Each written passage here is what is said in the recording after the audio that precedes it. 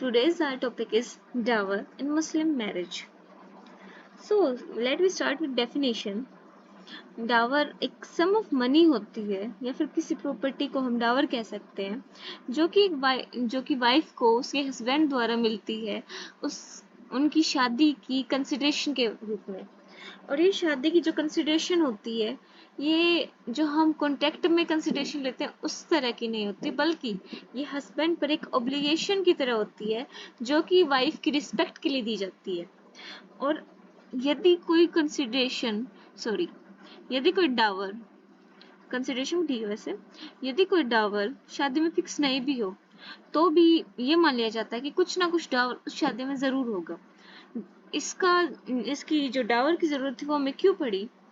Because इस्लाम अरब देशों में जब इस्लाम धर्म नहीं आया था तो जो मैरिज थी जनरली क्या होती थी कि जो भी हस्बैंड होता था वो वाइफ के गार्डियन से उसको कुछ कंसिडरेशन उस टाइम पे consideration in the form of money होती थी as a purchasing price of the girl. ठीक है। सो ये जो मैरिज थी इसमें जो गार्डियन होता था वो अपनी बच्ची को अपनी बेटी को ऑलमोस्ट बेच देता था टू द हस्बैंड। बेच देता था या कहें तो दे देता था। ठीक है। और इसको कुछ लोग कंपनसेशन कह देते थे, जो बेचना नहीं चाहते थे कंपनसेशन कह देते थे, कुछ इसको प्राइस कहते थे। और इसको मेहर कहा जाता था उस टाइम पर। और इस जो बेचने वाली मैरिज थी उसको बाल मैरिज कहा जा सकता था या फिर कंपनसेशन वाली मैरिज को बाल मैरिज कहा जाता था। एक और फॉर्म ऑफ मैरिज होती थी जिसका नाम था बीना मैरिज। इस मैरिज में जो लड़की है वो अपने हस्बैंड से कुछ गिफ्ट लेती थी, बट उस गिफ्ट लेने के बाद वो एज अ वाइफ उसके साथ कंपनी नहीं करती थी, उसके साथ रहती नहीं थी, वो अलग रहती थी या उसका जो भी था, but they don't live together. इससे हम उस लड़की को हम सदक कहते थे और जो जो गिफ्ट था उसको सदक कहते थे और उस लड़की को सदिका कहते थे या फिर कहें तो आज की टर्म यूज करते गर्लफ्रेंड। ऑल्दो हिस्टोरिकली कहें तो जो ये दोनों मैरिजेस हैं ये मोस्टली कह सकते हैं कि उस लड़की की प्राइस थी, बिकॉज दूसरी बीना मैरिज में तो उसको as a proper status of wife भी नहीं मिल रहा था, बल्कि एक जस्ट लाइक अ गर्लफ्रेंड। ठीक है। तो ये इसमें प्राइस थी। बट जब इस्लाम अरब में आया और प्रोफेट मोहम्मद ने प्रॉपर मेथड बताया, प्रॉपर प्रिस्क्रिप्शन बताया कि मैरिज की क्या फॉर्म होनी चाहिए, तो उन्होंने जो मैरिज का मेहर वाला टॉपिक था उसको ऐसे ही बरकरार रखा। उसका एक रीजन ये था कि वो इन मेहर के जरिए जो पोलीगैमी चल रही थी समाज के अंदर उसको कहीं ना कहीं कंट्रोल करना चाहते थे, जो बुराइयां उस समाज के अंदर चल रही थी उसको कंट्रोल करना चाहते थे, जिससे कि जो उस टाइम की वुमेन थी या आज की वुमेन है उनका एक्सप्लॉइटेशन कम से कम हो या फिर ना हो, पर्पस ना होने का था। बट उस चीज से कुछ ना कुछ हद तक ये चीज रेगुलेट हो गई और जब इस टर्म को एज अ रिस्पेक्ट माना गया तो कहीं ना कहीं वुमेन की जो डिग्निटी है वो कहीं ना कहीं थोड़ी सी बढ़ी। अब जो डावर के ऑब्जेक्टिव थे जो कि प्रोफेट मोहम्मद ने सेट किए थे, जो भी हम मान सकते हैं, वो सबसे पहले तो ये है कि एक चेक रखना हस्बैंड के ऊपर कि जो बहुत सारे अधिकार हस्बैंड को मिले हुए हैं इन द मुस्लिम लॉ तलाक लेने की, वो उनका अनलॉफुल अनलॉफुल तो नहीं बट अपनी मनमर्जी से यूज ना करे, कि जब मन किया तलाक कर दिया, उस चीजों को रेगुलेट करने के लिए। बिकॉज जितनी वो शादी करेगा उतनी उसको डावर देनी पड़ेगी, उन सब चीजों का खर्च बियर करना पड़ेगा, जो कि देखें तो जो वाइफ्स होते हैं वो mostly don't want any other wife to be with him, तो कहीं ना कहीं वो अमाउंट ज्यादा रखते हैं, तो जिस चीज से वो रेगुलेट हो जाती हैं चीजें। और इसी के साथ अगर डिसोल्यूशन मैरिज का हो भी जाता है किसी रीजन से लाइक डेथ या फिर डिवोर्स से, तो उस वुमेन को लिवलीहुड मिल जाए, जीने का कुछ धन, इस टाइप से। जो इम्पोर्टेंस है डावर की वो फतेह ए काजी खान ने ऐसे बताई है कि mehr is so necessary to marriage that if it were not mentioned at the time of the marriage or in the contract, the law will presume it by virtue of the contract itself.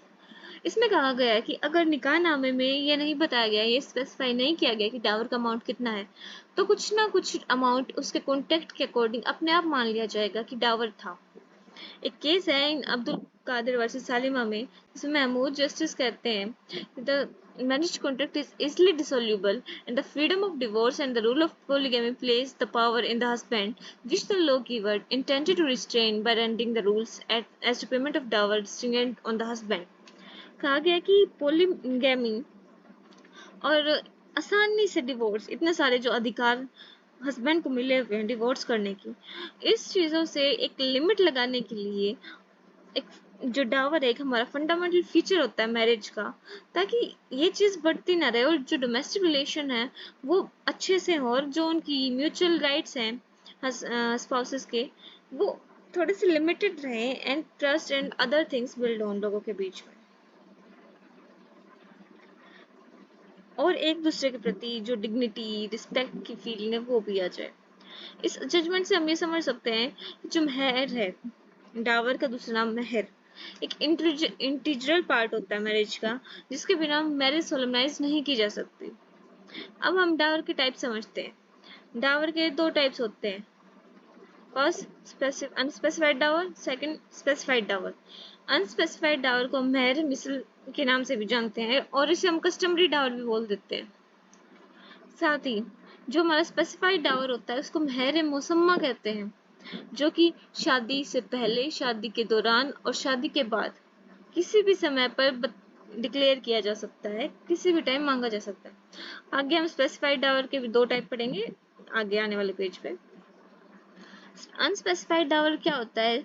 जब एक डावर किसी भी शादी में specify नहीं किया जाता कि वाइफ कितना डावर लेना चाहती है, फिर भी जैसे कि पहले भी बताया, तो भी उसमें कुछ ना कुछ डावर स्पेसिफाई होता ही है, ताकि जो वाइफ की डिग्निटी है और मैरिज की इंटीग्रिटी है वो बनी रहे। एक केस था हमीरा वर्सेस जुबैदा बीबी। इसमें क्या गया था कि डावर एक असेंशियल इंसिडेंट होता है under Muslim law to the status of marriage to such an extent it is so that when it is unspecified at the time of marriage is contracted, the law declares that it must be adjourned on definite principles. कुछ ना कुछ principal के basis पर जब डावर अनस्पेसिफाई होता है तो उसे निश्चित किया जाए कि लगभग कितना अमाउंट, क्योंकि हम ये तो नहीं जान सकते कि अनस्पेसिफाइड है तो कितना। अगर हम अनस्पेसिफाइड डावर को देने का डिसाइड करते तो कितना दें, तो इसके लिए कुछ प्रिंसिपल्स, कुछ रूल्स बनाए गए हैं, जो कि ये हैं।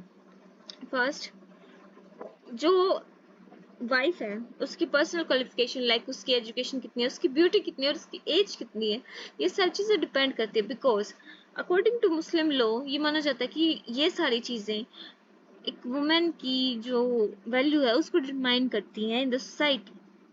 सेकेंड, जो वाइफ के फादर है उसकी सोशल पोजीशन क्या है, अगर उनकी सोशल पोजीशन वीक होगी, इकोनॉमिकल पोजीशन वीक होगी, तो जो डावर की रिक्वायरमेंट है वो ज़्यादा होगी, ताकि जो वाइफ है वो अपना लिवलीहुड अच्छे से चला सके। थर्ड, कस्टम डिसाइड करने में भी एक कस्टम भी डावर डिसाइड करने में एक अहम भूमिका निभाते हैं। कैसे? जैसे ये अंदाज़ा लगा लिया जाता है कि वाइफ की बहन को, मतलब हस्बैंड की साली को एंड जो वाइफ है उनकी बुआ को पहले कितना डावर मिला हुआ है। इन शॉर्ट बोले तो वाइफ की पैटर्नल साइड में कितना डावर मिल रहा है उसके रिस्पेक्ट में भी डावर तय किया जाता है। अब बात आती है शिया लॉ में और सुन्नी लॉ में। जैसा कि हम जानते हैं कि मुस्लिम लॉ में दो स्कूल्स होते हैं, शिया लॉ एंड सुन्नी लॉ, तो दोनों अपने आप एक दूसरे से कुछ ना कुछ पॉइंट्स पर डिफर करते हैं। अनस्पेसिफाइड डावर में शिया लॉ कहता है कि मिनिमम लिमिट तो कुछ नहीं हो, कम से कम तो आप कितना ही दे दो, बट ज्यादा से ज्यादा आप सिर्फ 500 दिरहम ही दे सकते हो। दिरहम एक सिक्के का कॉइन होता है, ठीक है, और सिक्के का कॉइन, दिरहम एक सिल्वर सिक्का होता है, सिल्वर कॉइन होता है। और सुन्नी लॉ में ना तो मिनिमम की कोई लिमिट है ना मैक्सिमम की, आप मिनिमम भी कितना ही दो और मैक्सिमम भी कितना ही दे सकते हो। ये कहा जाता है कि जो 500 दिरहम है ना वो फतिमा की मैरिज में दी गई थी, जो कि प्रोफेट मोहम्मद की डॉटर थी। उसके बाद से शिया ने डिसाइड कर लिया कि 500 से ज्यादा दिरहम किसी को नहीं मिलेगा। उसके बाद दिरहम एक सिल्वर कॉइन होता है जिसका वेट लगभग लगभग 2.97 ग्राम होता है। अब बात आती है स्पेसिफाइड डावर की, या फिर महर मुसम्मा कहें तो इसका दूसरा नाम। स्पेसिफाइड डावर के दो टाइप है, prompt dower and deferred Dawar.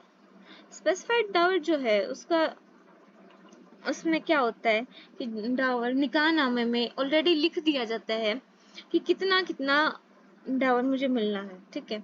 और ये जो डावर है वो शादी से पहले, शादी के दौरान, शादी के बाद किसी भी समय वाइफ डिमांड कर सकती है। बेसिकली हम बोले तो प्रॉम्प्ट डावर वही होता है जो ऑन डिमांड दिया जाए, और डेफर्ड डावर होता है जो किसी कंटीजेंसी पर बेस हो, किसी इवेंट हैपनिंग पर बेस हो, या फिर डेथ या डिवोर्स पर, डिसोल्यूशन ऑफ मैरिज बेसिकली। अब बात आती है कि क्या क्या चीजें हम डावर के उसमें दे सकते हैं कि डावर है ये चीज, लाइक जैसे कि पहले बताया था कि या तो सम ऑफ मनी या प्रॉपर्टी। तो कौन कौन सी चीजें प्रॉपर्टी में हम मान लेंगे, लगभग उनके कुछ एग्जाम्पल्स हैं। सम ऑफ मनी, ठीक है, कोई भी चीज जिसकी वैल्यू हो, ठीक है। Any kind of property, movable हो, इमूवेबल हो, टेंजिबल हो, इनटेंजिबल हो। और जो मनी और प्रॉपर्टी है वो एग्जिस्टेंस में फिलहाल होनी चाहिए और निश्चित होनी चाहिए। अगर कोई भी हम फ्यूचर प्रॉपर्टी डावर के लिए दे देते कि आने वाले टाइम में हमारे पास कोई प्रॉपर्टी होगी, कोई हम कार खरीदेंगे, कोई घर खरीदेंगे आने वाले टाइम में, नॉट अभी, तो फिर उसको हम डावर नहीं मान सकते। और जो डावर है, जो प्रॉपर्टी है डावर की, वो must not be un Islamic नहीं होनी चाहिए। जैसे कि वाइन, वाइन हम ऐसा डावर नहीं दे सकते, ठीक है। If a dower contains some lawful Islamic and some unlawful Islamic, अब ऐसा हो सकता है कि हम कुछ ऐसी चीज डावर में देना चाहें जिसका कुछ पार्ट तो इस्लामिक हो, कुछ अनइस्लामिक हो। अनलॉफुल इस्लामिक मीन्स जैसे कि हम डिसाइड कर देते हैं कि हम अपनी वाइफ को एक वाइन की बोतल देंगे, ठीक है, और एक कुछ साथ में कुछ भी खाने का, लाइक फ्रूट्स या एनीथिंग एल्स। तो इसमें जो वाइन है वो तो अनइस्लामिक हो गई ना, तो वो नहीं, सिर्फ वो फ्रूट्स माने जाएंगे डावर में। एंड अलोंग विद दिस जो रेंट्स, प्रॉफिट या अदर बेनिफिशियल इंटरेस्ट होते हैं मूवेबल या इमूवेबल प्रॉपर्टी से, वो भी डावर में सेटल किए जा सकते हैं। या फिर जो लाइफ इंश्योरेंस पॉलिसीज हम लेते हैं उनसे जो बेनिफिट मिलने वाला होता है वो भी हम डावर में ले सकते हैं, क्योंकि that is reasonable and certain. हो सकता है कि लाइफ इंश्योरेंस पॉलिसी का जो क्लेम होता है, ये जो अमाउंट होता है वो लेट मिलता है, बाद में मिलता है, बट दैट इज सर्टेन कि इतना हमें मिलेगा ही मिलेगा। एंड एज जैसे कि पहले ऊपर भी बताया था कि ये जो अमाउंट है must be reasonably certain and in existence. तो हमारे पास डॉक्यूमेंट होता है लाइफ इंश्योरेंस पॉलिसी के। According to Fatwa Alamgiri, rendering of Quran by husband for wife may be the subject matter of dower। कहा गया है कि जो कुरान है वो भी डावर का सब्जेक्ट मैटर हो सकता है, मतलब डावर में कुरान भी दी जा सकती है, and it is considered as a very sacred dower कह सकते हैं, क्योंकि मुस्लिम लॉ में कुरान जो है एक बड़ा ही सैक्रेड बुक मानी गई है, होती ही है एक्चुअली। अब जो अमाउंट ऑफ डावर है स्पेसिफाइड डावर में, उसमें सबसे पहले शिया लो की जो मिनिमम लिमिट है कोई लिमिट नहीं है, मैक्सिमम भी कोई लिमिट नहीं है। सुन्नी लो में मिनिमम लिमिट 10 दिरहम है और मैक्सिमम कोई लिमिट नहीं है कि कम से कम 10 दिरहम तो देना ही चाहिए अगर हम डावर स्पेसिफाई कर रहे हैं तो। प्रॉम्प्ट डावर क्या होता है, जब वाइफ अपनी ऑन डिमांड पर जो डावर क्लेम करती है उसे कहते हैं prompt dower. Usually some portion of the specified dower is fixed as prompt dower and the rest is dower. जो हमारी कस्टम्स है या यूसेजेस हैं उनके अकॉर्डिंग मोस्टली ऐसा ही किया जाता है कि कुछ पार्ट तो ऑन डिमांड ले लिया जाता है एंड कुछ on basis of some contingency. Like deferred dower होता है वो किसी ना किसी इवेंट हैपनिंग पर या फिर मैरिज के डिसोल्यूशन पर दिया जाता है, वाइल जो प्रॉम्प्ट डावर है वो ऑन डिमांड इमीडिएटली दिया जाता है। तो ये रखा जाता है कि दोनों किए जाए तो बेटर होता है। वेल हमारा टॉपिक है प्रॉम्प्ट डावर का फिलहाल। तो ये होता है इमीडिएटली पेमेंट, डिमांड वाइफ ने डिमांड की, इमीडिएटली पे कर देना उसको। अब फीचर्स क्या है, इसकी कैरेक्टरिस्टिक्स क्या है प्रॉम्प्ट डावर की। ये वाइफ द्वारा किसी भी टाइम डिमांड किया जा सकता है जब भी वो चाहे, whether the consummation has been taken place और नॉट, मैरिज कंज्यूमेट हुई हो या ना हुई हो, वाइफ डावर डिमांड कर सकती है। जैसे कि मैंने बताया शादी से पहले भी डिमांड कर सकती है। जैसे ही वाइफ ने डिमांड कर ली डावर की, तो हस्बैंड को इमिडिएटली देना होगा। अगर वो इमिडिएटली नहीं देता है तो जितनी जितनी वो देर करता जाएगा उतना ही वाइफ को इंटरेस्ट मिलेगा उस प्रॉपर्टी पर, उसको हस्बैंड को इंटरेस्ट देना पड़ेगा। और वाइफ रिफ्यूज कर सकती है कोहैबिटेशन के लिए जब तक कि हस्बैंड डावर पे नहीं कर देता। एक्सेप्शन है इस चीज की कि मैरिज इज नॉट कंज्यूमेटेड। अगर मैरिज कंज्यूमेट नहीं हुई है, फॉर एग्जाम्पल आज शादी हुई एंड आफ्टर शादी कुछ टाइम बाद, लगभग 2-3 घंटे बाद, वाइफ ने डिमांड कर ली मेरे को डावर चाहिए, and till now marriage is not consummated, तो हस्बैंड को देना पड़ेगा। अगर वो हस्बैंड नहीं देता है तो वाइफ मना कर सकती है कोहैबिटेशन के लिए, साथ रहने के लिए मना कर सकती है जब तक उसे डावर का अमाउंट नहीं मिल जाता। However, it is not necessary that wife should demand the prompt dower immediately after the marriage. जरूरी नहीं है कि वो आफ्टर मैरिज इमिडिएटली ही मांग लेगी, वो किसी भी टाइम मांग सकती है। शादी पूरी होने के बाद, आफ्टर कुछ साल पूरे होने के बाद। अगर हम प्रॉम्प्ट डावर को लेट मांगते हैं तो इसका मतलब ये नहीं हो जाता कि वो डेफर्ड डावर बन जाता है, वो डावर रहता प्रॉम्प्ट ही है। मांगते ही देना पड़ेगा हस्बैंड को, चाहे कितने ही साल बीत जाए। डेफर्ड, अब जो हमारा टॉपिक आता है वो तो डेफर्ड डावर। डेफर्ड डावर क्या होता है कि डेफर्ड डावर, जो dower on the dissolution of marriage, dissolution by death और बाय डिवोर्स, और upon the marriage, upon the happening of specified event if so agreed. जैसा कि निकाहनामे में एग्री किया गया होगा कि किसी सर्टेन इवेंट की हैपनिंग पर डावर मिलेगा, तो उस टाइम, उस इवेंट के होते ही हस्बैंड को डावर देना होगा। अगर स्पेसिफाइड डावर डेफर्ड के रूप में, मतलब डेफर्ड डावर फिक्स किया गया है तो, और उसको एक कंटीजेंट इवेंट नहीं है, ठीक है, तो वाइफ टर्मिनेशन से पहले, शादी टर्मिनेट होने से पहले क्लेम नहीं कर सकते डावर का। और जब अगर वाइफ की डेथ हो जाती है शादी डिसॉल्व होने से पहले ही, तो क्लेम कौन करेगा? Her legal heirs will claim the dower from her side, ठीक है। The dower is deferred also where it has been agreed that the dower may be claimed only upon the happening of some event. Example, failure of the husband to provide some allowance for specific period. एक specific period तक अगर husband अपना नहीं भेज पाता या फिर ऐसा कुछ रीजन होता है किसी भी इवेंट हैपनिंग पर, तो डेफर्ड डावर देना पड़ता है। Although deferred dower can't be claimed by wife before dissolution or marriage of event, yet the husband can pay it earlier. Wife नहीं मांग सकती बट हस्बैंड उसको पहले दे सकता है। When dowry is not certain whether it is prompt or deferred, जैसे कि पहले डिस्कस किया था कि prompt डावर है या क्या है, इतना है कि स्पेसिफाइड डावर है तो मोस्टली ये किया जाता है कि एक पार्ट तो prompt रख लिया जाता है, कुछ पार्ट, और कुछ डेफर्ड रख दिया जाता है कस्टम एंड यूसेजेस के अकॉर्डिंग, ठीक है।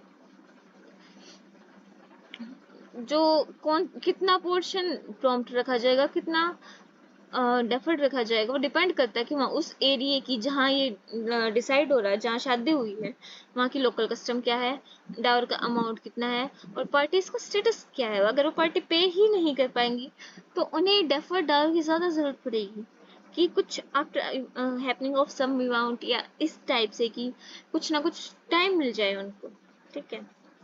उसके बाद शियालों की बात आती है, तो शियालों में कहता है किसी भी इंडिकेशन की अब्सेंस में कि डावर प्रॉम्प्ट है या डेफर्ड है, तो जो पूरा का पूरा अमाउंट है वो प्रॉम्प्ट डावर मान लिया जाता है कि ऑन डिमांड देना ही देना पड़ेगा। स्पेसिफाइड डावर है तो मतलब प्रॉम्प्ट डावर है, अगर प्रॉपरली ये नहीं कहा गया कि डेफर्ड है तो। उसके बाद बात आती है रिमिशन ऑफ डावर की। रिमिशन ऑफ डावर मीन्स हम तो नहीं, वाइफ कैसे डावर को लिमिट कर सकती है, माफ कर सकती है। डावर कैसे माफ हो सकता है? वाइफ को ओनली अपने नेचुरल लव से या फिर अपने हस्बैंड का अफेक्शन गेन करने के लिए डावर को लिमिट कर सकती है, बट कंडीशन होनी चाहिए इस रिमिशन की। First, wife must be adult. Adult means यहाँ पर 15 years। And Muslim marriage, in the marriage, divorce and dower, the age of majority is 15 years and same at the time of remission of dower. Sen at the time मतलब वो mentally sound होनी चाहिए, और जो डावर है, जो रिमिशन है डावर का, वो फ्री कंसेंट से होना चाहिए, और जो रिमिशन है डावर को राइटिंग रिटर्न फॉर्म में होना चाहिए, ओरली नहीं होना चाहिए। बिकॉज जो डावर होता है उसमें प्रॉपर्टी भी इंक्लूड होती है, कि प्रॉपर्टी भी डावर के रूप में देती है। अगर हम डावर को माफ करते हैं तो इसका मतलब हम कुछ ना कुछ प्रॉपर्टी को भी लिमिट कर रहे हैं, रिलिंक्विशमेंट कर रहे हैं प्रॉपर्टी का, प्रॉपर्टी के राइट का। अब बात आती है कि जो डावर अमाउंट पेबल है वो किस किस टाइप से होता है पेबल। फर्स्ट, मैरिज दो टाइप की होती है। वॉइड मैरिज तो मैरिज है ही नहीं, तो उसमें तो डावर कुछ मिलना नहीं। वैसे तो तीन टाइप की होती है, बट वॉइड मैरिज में तो मिलना नहीं। First, valid marriage. Second, irregular marriage.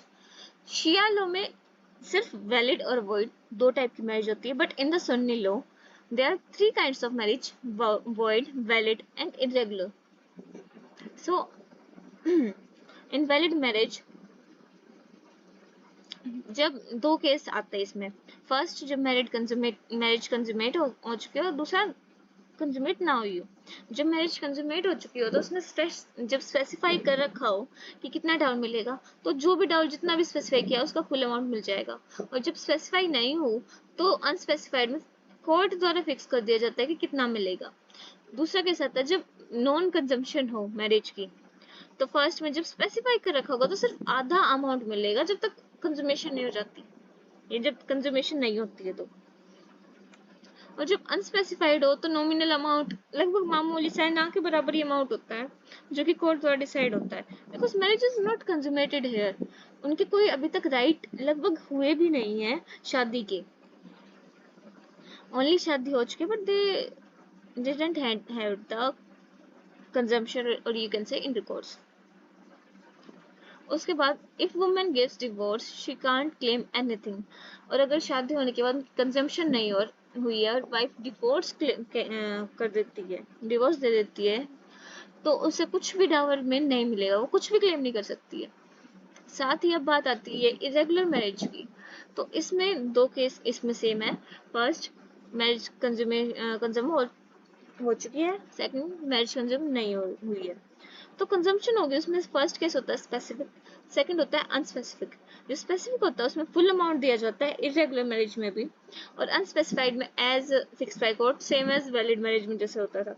But जो मैरिज नहीं हो रखी है कंज्यूम, तो किसी भी सिचुएशन में कोई भी हो उसमें कुछ भी नहीं मिलेगा, कुछ भी पे नहीं होगा, चाहे वो स्पेसिफाइड हो अनस्पेसिफाइड हो, कुछ डिसाइड हो रखा हो। जब इरेगुलर मैरिज है तो कुछ नहीं मिलेगा।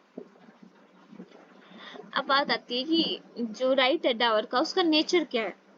फर्स्ट तो एक बार अगर डावर का राइट मिल गया ना तो कभी गुम नहीं होता, कभी लॉस नहीं होता है। सेकंड, चिंता नहीं है कभी। और जो अनपेड डावर है उसको अनसिक्योर्ड डेट कह सकते हैं। अब इनको एक्सप्लेन करते हैं।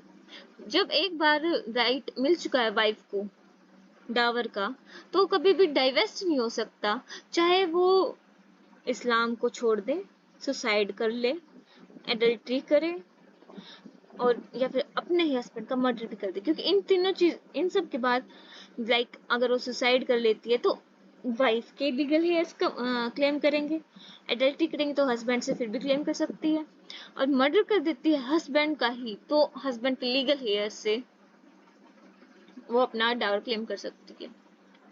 उसके बाद अनपेड डावर एक अनसिक्योर्ड डेट होता है, और अनसिक्योर्ड डेट एक सिंपल डेट होता है जिसमें कि जो कि एक एक्शनेबल क्लेम होता है, और हस्बैंड इसमें डेटर होता है, वाइफ क्रेडिटर होता है। हस्बैंड को देना होता है, वाइफ को लेना होता है। अब हम समझते हैं कि enforcement of right of Dawar हम किन तरीकों से कर सकते हैं। इसके तीन तरीके। First, refusal of conjugal rights. Wife कहते कि जो हमारी शादी है उसके जो राइट है, लाइक हस्बैंड एंड वाइफ के राइट्स हैं, like to cohabitate, to have sexual intercourse, तो ये दोनों चीजें नहीं हो सकती है। इन शॉर्ट, जो वाइफ है साथ में कोहैबिटेशन से उसको अकम्पनी करने से मना कर सकती है।